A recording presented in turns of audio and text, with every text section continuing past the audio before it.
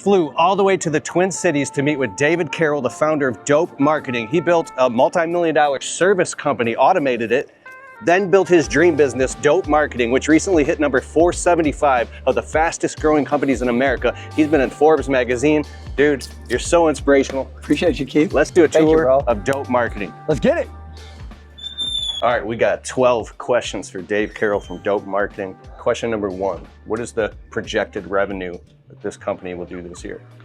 22 million. Let's get to question number 2. All right, next thing, it's a 2-part question. One is, how long has Dope Marketing been in business? And who is the most important person in the business other than you? So we turned 4 years old in October of this year. Second part of the question, I can't answer because it's not one person that's important in the business. What I've learned about this company, 4th company that I've owned, this thing got bigger than me a lot faster than anything else that I've ever been a part of. And so now, like, we're in a building right now that there's 48 people here, that the day-to-day operations, management, reporting, like every function of this business, it's each individual member, because I can't roll out an idea tomorrow and have it go out the next day. It takes 2 to 4 weeks to take any one process in this business, roll it out, train everyone, make sure everyone's on the same page. So I can't tell you who's the one most important person. It's a real spokes on the wheel now. If any of it breaks, everyone's equally as important, because no one can do their job without the person sitting left or right of them. So what's the system in which an idea gets approved before it actually goes into production? So it goes into our leadership meetings, me being a visionary to a fault. I have 100 ideas every day and 92 of them suck.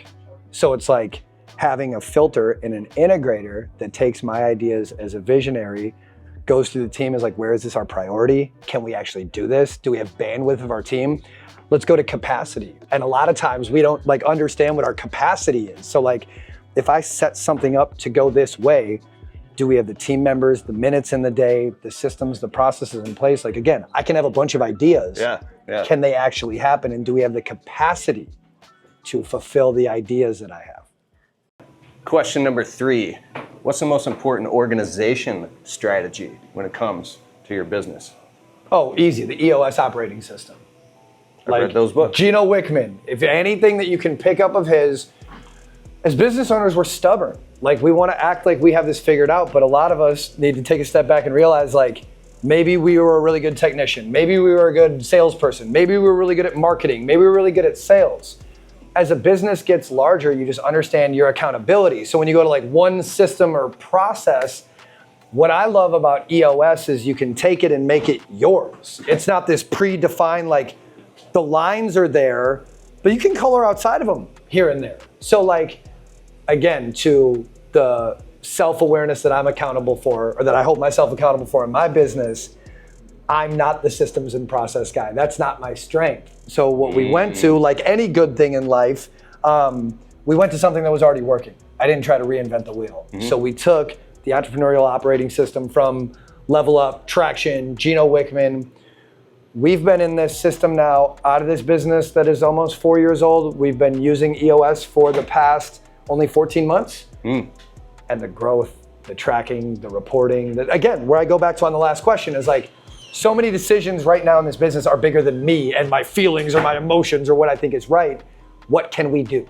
How much time will it take? Whose job? Every business or every role in a job has 5 goals. What's your 5-5-5? 5 goals of what your job is, or 5 roles. What is your job? I have to do 5 things. Keith can't do more than 5. Of those 5 things, what 5 things make up that task? Of those 5 things, it just makes it all so simple. So for busybody minds like mine that want to go and mess everything up naturally, there's just this system or process or pecking order that everything fits in this square of EOS. Now you go, is that role defined? Does that person have 5 things they're responsible for? Do those 5 things that they're responsible for have 5 items or tasks that they have to do in order to, at any time I can look at Keith and be is Keith doing his job? How do I feel today? Fuck my feelings. Is Keith doing his job? Here are his 5 things. Is he doing them? Does he understand them? Do we have reporting back on those 5 tasks that are Keith's responsibility to now say, at any time, it's not, I walked by your desk and you were saying the wrong thing. So we all mess up. It's, can I look at your performance on a week-over-week basis in the systems and processes we have that says, Keith's here, he understands his job has 5 roles, his roles have 5 tasks, and now everyone can be held accountable for what their job is. So that's the most important system in our business, is our version of the implementation of EOS. Great answer, bro. Which leads us to the next question. Let's go this way. All right, question number 4. Bro, what is one thing that you know now that you wish you knew in the beginning? Physical health is mental health, is spiritual health, and it all ties together. Like, one that lacks, you hear all these people that do the health and wellness, or they do the workout, or they do the mindset, or they do the eating, or they do the whatever. One thing I didn't realize is like, how much I take care of myself is how much I can take care of anything else. And so my progression, for any of you can relate to, like sleeping 4 hours, chugging Red Bull, working too hard, not paying attention to the things that matter, is like, we've all been there. When you take a step back and realize like daily decisions are the worst things you can make in the world. When you start thinking about weekly decisions, monthly decisions, yearly decisions, most of the time we started our business because we want a life that we didn't have. We worked for someone we didn't like. We understood that we could do something better. We wanted more financial freedom. We wanted more time with our family, like whatever it was. That doesn't make us a special snowflake. Like, we all kind of wanted the same thing. But when you truly realize like, you can't get better until you get better. And all of your decisions during the day, the things that you focus on, the interactions that you have with all the people that depend on you. You can't get better until you get better? Yes. Or you get better, like? No, I can't be better for you until I'm better for myself. The first person that I have to help before I can help anyone is the person I look at in the mirror. Like, when I think about I used to consider it like I had to put my armor on in the morning. If I was gonna work out, or I was gonna go on a run, or I was gonna meditate, it was like, I have to protect myself from the world. That's not it. When I am having the intention that I understand that no decision I make today is gonna affect the rest of my life. Like, if I can really take accountability that like, I know that when I am on my journey of being the best version of myself, everything around me is better. And it's not this run and gun hustle mentality. Like, it's too easy to revert to that stuff. When I get around people that I define as successful now, and like the definition of success has changed a lot for me. I used to think success was like being able to say no to anything, or being able to do whatever you want with your time. What if success was just like being loved by the people that depend on you because of how you operate every day? What about like when you walk in your house and the people that depend on you love you? What if that was success? That's definitely success. So when you woke up, it was more like, can I take in this moment? You know, a lot of times we don't realize the closest we ever are to the subconscious is when we wake up, because we're just coming out of our sleep. So when you're the closest to your true self is the moment you wake up. So instead of picking up your phone, responding to an email, seeing what sales were last night, like any of that shit, just take in a moment, smell the air, look at your significant other. Just say thank you real quick. You woke up and you're healthy enough to just do this another day. That mindset of just taking a step back, taking a deep breath, and realizing like, it's all gonna be all right. And the only thing I'm in control of right now is my reaction to anything that comes across my plate today. Quick interlude question, Dave. What does Dope Marketing do, and who do they do it for? What do you guys do here? Yeah, so we built a piece of software that does laser-focused direct mail with no minimum order.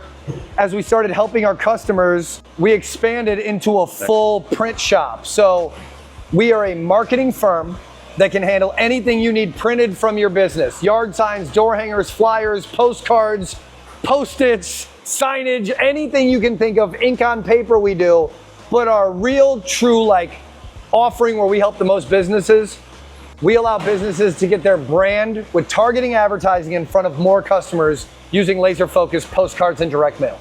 And what type of companies and what type of services are you doing this for now? So my background is in the home service space. So we really started in the home service landscape. Roofing, solar, lawn care, HVAC, plumbing, electric. That was in our first year or two. Now we're so blessed to be able to help any local business. If you are a chiropractor, a liquor store, a veterinarian, a gym, a sports team, we have so many different clients that we help. If you have a tax ID, a CRM, and a credit card, we have at least one solution for your company. Question number 5. What is the top 3 books that have impacted you the most? Number 1, I would say The Gap and the Gain. Dan Sullivan. All day. I would say Dan Kennedy's No BS Guide to Marketing to the Affluent. That is such a tried and true book. It takes, if you haven't read it, you need to read it. He's funny too. He's just an old school quack that like all the stuff he was talking about in the 80s is still real. It just goes to the relativity that like a guy that owns a software company and understands marketing a little bit is like, it's all relative. Like the stuff that was going on during covered wagons when he didn't have a phone or a computer or a whatever, like it's the same concept of sales. So when you understand that the principles of marketing to people that are affluent, that are just unaffected by the way that the world works, it goes into understanding your customer base a little bit more, dials you can turn. So that's number 2 for me for sure. Number 3, close tie, but I'd go like Boron Letters, Gary Halpert. Gary Halbert. The concepts of understanding human interaction with copywriting, especially this day and age, like I got some news. I can't spell AI. And I do not think that like there's a time and place for automated learning to take over all copywriting. Is it a guide? Is it a thing? But a human's got to understand a human interaction still. And so where Gary Halpert in the Boron Letters was able to understand the concept of like, take a product, write about it, buy a list, put it in front of the right customer, that's always gonna work still. In an age of Amazonification, instant gratification, I'm gonna DoorDash this, I'm gonna Uber Eats that, I'm gonna Instacart whatever, we have to understand that like it's still very important to get people to raise their hand to say that they're interested versus like having shotgun marketing messaging. It doesn't work as much. You gotta understand we're in an election year. Things are crazy going on in the world. It's not the same thing to acquire a customer that it was 5 years ago. So when you take the concepts of like truly understanding who your customer is and getting the right amount of touches with them versus a shotgun marketing approach, it gets very powerful in the world we live in today. That's great, bro. Question number 6 was the biggest fear in your business. And how did you overcome it? Yeah, so I don't use the F word in business. I don't use fear. Like, I'm not gonna say you're not allowed to be scared, but why should business be scary? Like, sure, do we all have moments where of angst or fear when you're growing a little fast, payroll's getting bigger, you bought a piece of equipment to do some work that you're not sure of? Yeah, like that shit can get scary. But I think when you go to the point of like, what is one of the biggest fears I had in business? Business was never a scary thing to me. So I never approached it from like, oh, this was a thing that I feared that I overcame. I think it was more like, I could look back on moments where I was unsure and I had to make a decision. But isn't that what an entrepreneur was? Like an entrepreneur is someone that sees a problem, is supposed to figure it out. Figuring out doesn't have to be scary because there's a level of business where you just got to trust your gut. And so how scary is it when you get your back put to the wall to make a decision? That's kind of the decision you get to make. Like, how affected are you by these things? So I think one thing that I want to make sure that everyone understands we can all relate to is running a business can be scary at times. You might be putting yourself in situations to make decisions that you don't have a lot of experience in. That can cause fear. That can be scary. Or the feeling of sitting on the fence. What helped me defeat any fear I ever had in business was the realization that you bleed and you breathe and someone else has done this before me. So what's the worst thing that I can do is get it wrong? Oh no, like all of it, I don't have to fear because everything's fixable. You told me that on the phone. We sat on the phone for like an hour in 2016. You're like, bro, I'm not the first person to invent the wheel. Dude, we can be a lot of things. Like I'm a lot of things. I'm not necessarily like an engineer. I'm an entrepreneur. Oh, that's sweet. I'm a marketer. I know how to hustle. But like when I look at starting a business or why do we start a business, we have to hold ourselves accountable for a little bit of information. 3 to 7% of our ideal target customer is looking for what we're selling right now. Like literally today, someone is searching on the internet for what Keith has. 3 to 7% of your customers. The other 93 to 97%, like it's completely your job to get them to know about what you're talking about. Is that scary? Do you fear that? No, it's fun. Well, so there we go. Let's use more F words. It is fun. So when you think about like the responsibility you take on as a business owner to be like, I have to get all these other people that have their whole life, remember? Instant gratification, Amazonification. I'm worried that like we ran out of bottled water at my house right now, not how do I get my windows cleaned. And so those constant reminders of staying in front of the right customer, having consistent messaging, like the fun parts, like telling everyone about what we do all day. That's the job we took on. And so I think a lot of times there's just like not the accountability. It goes back to like question 2 or 3 around like, what are some of the aha moments? Well, dude, if I'm not getting myself right in the morning, if I don't have my right hat on, my right face on, my right mentality on, like every decision I'm gonna make is wrong. You just gave me a huge breakthrough. Replace F like fear with fun. Isn't it supposed to be? Like, but go to the cliches now with the gap in the game. But even when I see dope marketing and all that, I'm like, this is fun. It's supposed to be, dude. You walk in here, you feel the energy. Like, and it's, you know what the thing is? It's bigger than me. I haven't been here for 3 weeks. This energy exists in here every day. This is what we created. This is what it's supposed to be. And so like, is there stress? Is having a payroll every month that costs more than the house you grew up in like stressful? All day. But what's it supposed to be? Like, what were we doing when we started? What was your plan? Where did you want to go? Dude, I don't know. It seemed fun. I'm scared. Is it gonna work? I don't know. But has someone else done this before? Is there a human that took parts of this before? Like, I'm a lot of things. I'm not a genius. Like, I'm not some person that was like, something that's never been created, let's build that. It's like, no, dude, marketing's too hard. Getting your business in front of people is too hard. Let's make it fun. Let's make it easy. Let's take the fear out of it. Predictable decisions, data-driven decisions. What does DOPE stand for? Outside of being a cute name, it's data on previous engagement. How do you make data-driven decisions in your business? They're not based on emotion. They're not based on fear. They're not based on the fact of payroll this week. Unless you're gonna sell your business on December 31st, you shouldn't be thinking about what's going on this week. You can plan. You can put systems and processes in place to create the boring part of business. Predictability. Bro, that was a great answer. That was a great answer. All right, let's go to question number 7. What's the number 1 piece of advice that you would give to somebody who's starting their own service business? Figure out how to only do what you're good at as soon as humanly possible. You're the best technician. You're the best at answering the phone. You're the best at sales. You're the best at marketing. All of it's scary. Like, I bought a second van for my power washing company in the second year before we could afford it. It was a $450 payment for that van, another $400 for insurance. I had to drive overnight courier to make the payment because I knew it was like my fishbowl. One crew, we could only do so much work. Second, but what I learned through that process is I wasn't the best at doing the labor. And labor is hireable. And so those decisions, like, if you want to grow, you got to get out of your own way. And so instead of trying to wear every hat or keep every dollar or do everything yourself, our friend Gary Vee will say, if you can hire people that do 70% of what you can do, you're hiring a good employee. Bullshit. 30%. Give me someone that if I was being my owner, operator, entrepreneur, wearing all the hats, shaking all the hands, kissing all the babies, doing it all myself, give me one person that can take like 3 things off my list and they can do 30% of what I can do during the day. Delegate, elevate, manage.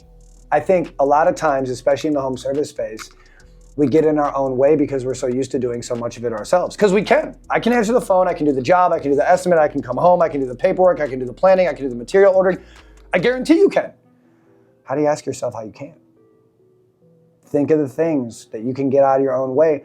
Because one of the things, Keith, I don't think we realize as business owners is like we don't really make a commitment of what we're really in it for. If you can truly hold yourself accountable, like, dude, I just want to make 100 G's a year. Like, that is my goal. I want to bring home $100,000 a year. How can you get out of your own way fast enough to make that reality? Other people have to get paid for you to do that. Other people have to have roles and jobs. So a wise man once told me, real control is giving up all control. So like we all want to be control freaks, right? We all want to have it and our hands around it, our arms on it or something. Like, just fill me in. I want to have control. I want to understand it. What if when you gave up control, you understood you could truly control something? Because you gave up your expectations, you gave up the accountability to hold on yourself. How accountable do you hold yourself, Keith? You're pretty hard on yourself. We've known each other for a long time. Yeah. So how accountable do you hold other people? It's a version of how accountable you hold yourself. How unfair of an expectation is that? Because you're holding them to that 70, 80, 90% of what you would do. What if you lowered your expectations to every single person that you signed their paycheck had to do like, make a list of the stuff you're hiring them to do and make a list of like, if they did this much of it this way, it would be okay. I guarantee it's not 70% of the way you would do it. Give up control. Usually with the laborer answering the phone is the first thing that I say. Yes. Every home service business should have like an office manager or a Jill's office or something answering their phone. Just take that off your plate. 1,440 minutes. You gotta eat, you gotta sleep, you gotta hang out with your family, you gotta go to the bathroom. You have like 900 minutes left after it. What are you doing? Where are you delegating it? It's just math. Great answer. Remember that. Question number 8. What is yours and Dope Marketing's next short-term goal? My next short-term goal is to move into our facility before the end of next year that is twice as big as this one. So question number 9, Dave, it is obvious that you are in love with your business. You're so passionate. So what is your big vision, the big, hairy, audacious goal? The print industry is ran by 70-year-old fat dudes who suck at golf that kids don't want to work for them. It is a really interesting landscape in this business that we've chosen to be a part of. And my vision for this business is every single print order, from postcards to yard signs to door hangers to all of it is trackable down to the minute to the penny. That is my vision for this business. That's how we are going to become the next, you've heard of them, Vistaprint, GotPrint, these huge companies, like, we're coming. Bro, just when you said that, bro, got goosebumps. I believe you. I believe you. My man. I was done. All right, bro. Question number 10. Money aside. Yeah. What is the most fulfilling part of doing what you get to do? Being a dad every day. Tell us more. So I grew up in a household where my dad wasn't really around. And you know, you hear a lot of business owners, entrepreneurs, managers like, oh, I do this for my family. I have 5 kids. I didn't realize that until like 4 or 5 years ago, where it was like everything that I do now, the life that I've created for me and my family is all about just me being a present dad. It's like the only thing that matters to me in the world. Wow. You should stop the camera. I'll cry. That was a great answer. All right, question number 11. I see Forbes magazine. You were in it, but yeah. Tell me about a time you really messed up. What did you do about it? How did you fix it? Some of the decisions that I've made are the most detrimental to my business is like hiring the wrong people too quickly. Thinking that like, especially when you get into leadership and managers, just like feeling, almost forcing yourself that something's right and not understanding the impact of that decision. So last summer, we hired a manager. It was the worst hire I've ever made in my life. The guy held us back 8 months. And through all the work that I've done personally, whatever, about like, being more patient and not being as reactive and not being a hothead and all these things. It's like I did all of that in this and I was still wrong because I didn't think through what would happen if we made the commitment to bring this person into the business and it didn't work. I was so excited about all the things that could work or where it would be if we got there. And I think a lot of times in life, you know, we think about our wins and we don't look at our losses. Like count your wins because there's not a lot of them. But you know, take past every loss is a lesson. What can you actually learn and create a system around so it doesn't happen again? Because how many people like, what's success? Do you want to be in your business every day? Do you want to be doing the accounting and the reporting and the numbers and the customer service and the management? Like, I don't. I want to be hanging out with my kids. I want to be showing up to my business a couple times a week to get a report and do what I do best at, which is like sales or marketing, to have my hands on those things, but removing myself enough, like, jumping into when I started growing what I thought hiring managers was supposed to be. Cause like, dude, I didn't go to Harvard. I don't have an MBA. I went to 9 high schools and took out 3 student loans to sell weed with. Like my education has come from the mistakes of bumping my head. But the other thing to this question, Keith, I'm hard on myself, harder than I am on anyone. But when I'm not hard on myself is about the decisions I make wrong, the mistakes that I made, because it's just on to the next one. Like dude, we can all sit around and throw a pity party. Oh, I did this wrong, I made this mistake, I spent this money, I did this wrong thing. Like, fuck are you gonna learn from that? Being sad? Great. Having fear? Awesome. Like, where's that gonna get you? How about if you lick your wounds, count your losses, learn your lesson, and just keep it moving? Because one thing that I've learned about anyone that's in a spot where I wanna be, they don't sit around and have a pity party when they get something wrong. They're like, oh shit, that hurt, let's not do that again. Off, keep it moving. So I think my biggest mistake has been expedited hiring in management positions that I didn't paint the room before I hired the painter. Like, I tried to jump into something too quick with trust or comfortability or something, just thinking that it would fix something. But what did I know? My spidey senses were going off, saying like, what if it goes right? Like it would, but I was like convincing myself that like, or not paying attention to the things that could go wrong that led to even more, because it wasn't just a bad decision, it was all the time I had to spend backtracking what was going on the whole time to make it not happen again. Yeah, phenomenal. All right, final question. We gotta head outside. He's got stuff to do, we got stuff to do. Let's go. Question number 12. And this is a big one, bro. Are you ready? I don't know. All right, here goes. Question number 12. Where can everybody find you and Dope Marketing? And we're also an affiliate of Dope Marketing. I'll put links below and everything. But bro, where are you at? I'm the bald guy yelling about postcards and print on the internet. Facebook, Instagram, LinkedIn, TikTok, all of it. If you search Dope Marketing, you will find us. Are you feeling overwhelmed, stressed out, bogged down? I know how you feel. I've been running my landscaping business 13 years, and one of the number one things that helped me was Jobber software. It freed up so much time because everything became digital on my phone. Billing, invoicing, payment collection, you could do it all with Jobber. If you want to try a totally free trial of Jobber software for 2 weeks and get a huge discount with my exclusive link, go to getjobber.com/Kelfus. Just go there and click the link below. Try it. You'll love it.